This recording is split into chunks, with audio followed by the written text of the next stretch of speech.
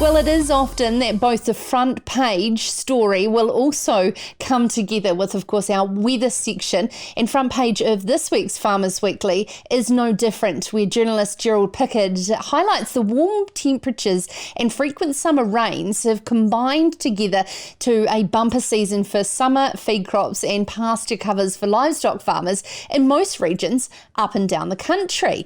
But there's regions such as Northland are getting very dry, and areas of the Haraki Plain also with some declining pasture growth.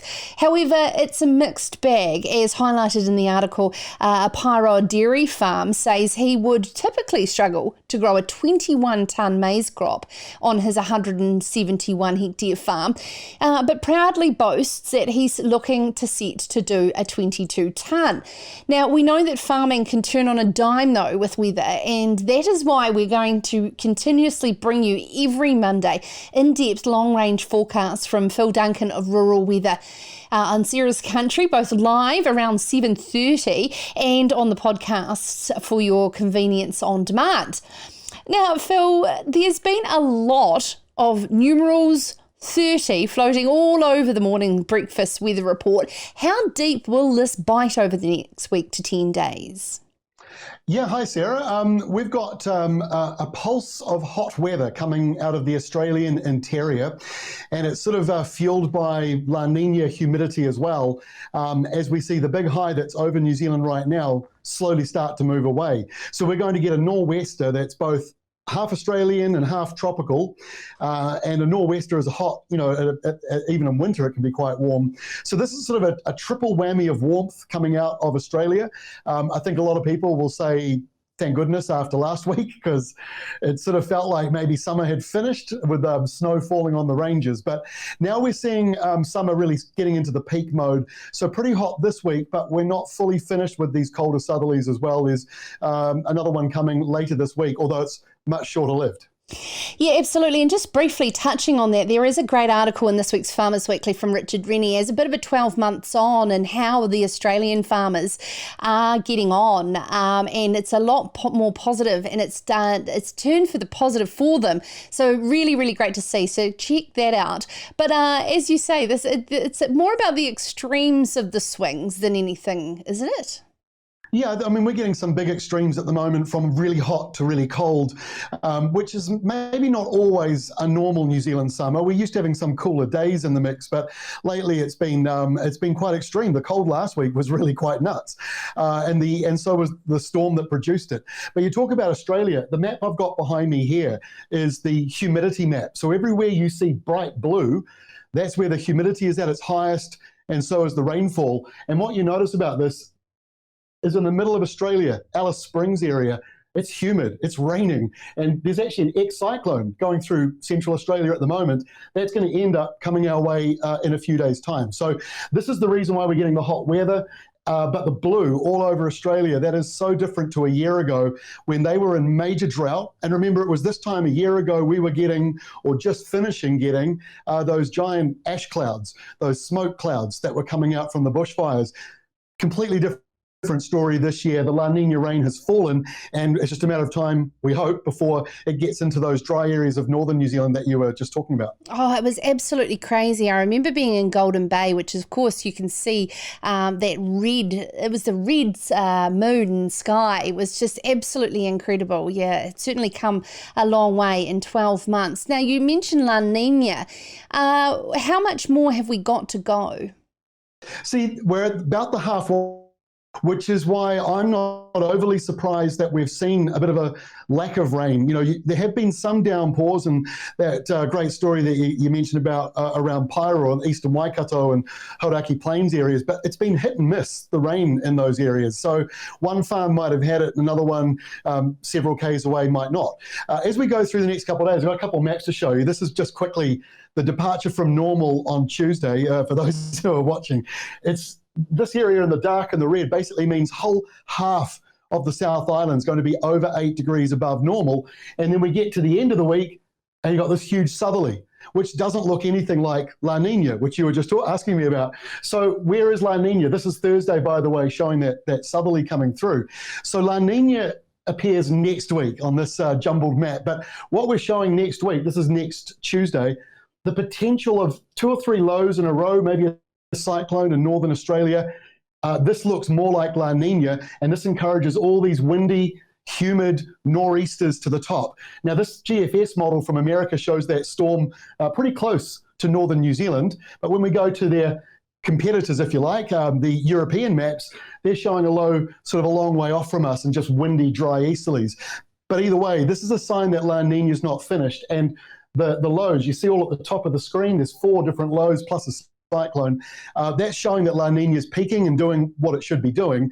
And even if La Nina does start to fade, we're still going into February and March is when the sea temperatures are at their highest, and all of that combines to help bring in some rainmakers to the very north. The worst part is extreme dry, soaking up any moisture possible left in the soil, and then an absolute downpour over top of that. Can we ask, please, Phil, for a light sprinkling of moisture from the southerly?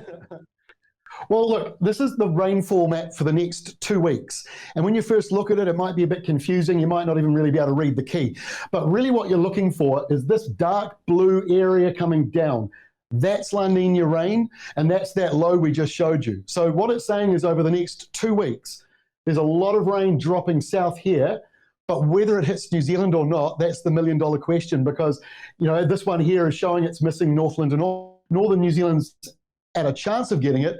But the pale blue you see on this side is 5 millimeters of rain over 2 weeks. So basically no rain here and 200 millimeters of rain just there. So that low coming out of the tropics is massively important. And the other feature is over in Australia, how dry it is. Central Australia, south of Australia, it's all very, very dry there as well. So that bodes better for the Southern Ocean and for our viewers and listeners down in the lower South Island who are sick and tired of these wintry snaps coming through. This is a sign that it might be a bit more settled. The green here in Southland, 15 millimeters over 2 weeks. So that's a lot drier than it's been. Yeah, absolutely. My sister gave her sister-in-law and brother-in-law a sprinkler for Christmas, and they live in Southland, and they thought that it was a funny joke. But, you know, Southland, they are absolutely sick of the rain and would love to see some warmth. Yeah, that's why, I mean, this week is a bit off and on. We've got this warm start to the week, but it's not very flash later in the week. You know, Thursday will feel like winter again in Southland with highs of 11 degrees and 12 degrees and maybe 13 if you're lucky. And there'll be snow again on the ranges, but it's short-lived. And behind it, more high pressure. These big highs that are down here are moving in towards the South Island. But, you know, this low here, this is really significant if it reaches northern New Zealand. The last 2 years, though, have shown that high pressure has really dominated the north of New Zealand to the point that it's almost getting unusual now. 2 years of high pressure blocking rainmakers like this from coming down. So we'll be waiting to see very closely. But when you've got 200 millimeters out here at East Cape and 5 millimeters just west of Auckland, that is such a fine line. And once again, this kind of highlights how narrow New Zealand is and how one single system can bring all that rain, a month's worth. Or if it misses us, we end up having a month's less rain than we really should be having. Yeah, absolutely. Hey, thank you so much. And for those who have been listening along on podcast, you can actually watch back this interview with Phil Duncan on seriouscountry.com because, of course, he points out a lot on the maps but I'm sure that you were able to follow along quite clearly there. And Phil, more so, to celebrate is the partnership of Weather Watch or Rural Weather, the new brand, coming together with Global HQ. And there's a full article in this week's Farmers Weekly all about it. Can you share more details on where your future lies in conjunction with the team at Farmers Weekly? Yeah, it's really exciting. We set up Rural Weather about a year or so ago.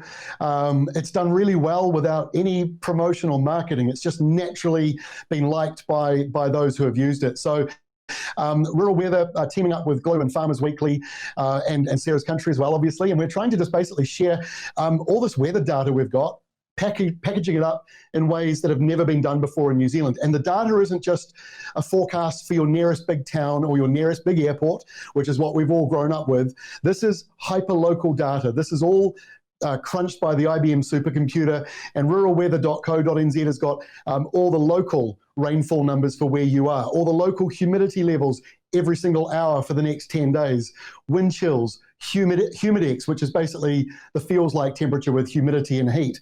We've got all that, and barometric pressure as well. Graph form or data, whichever you prefer.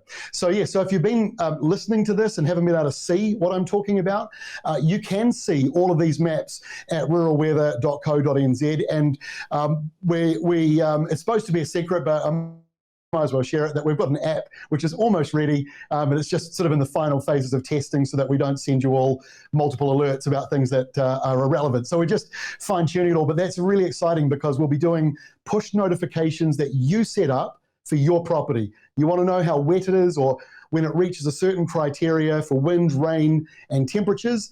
We can do that at Rural Weather. It's exclusive to us, and that's going to be a very, very useful feature for those who need to be alerted.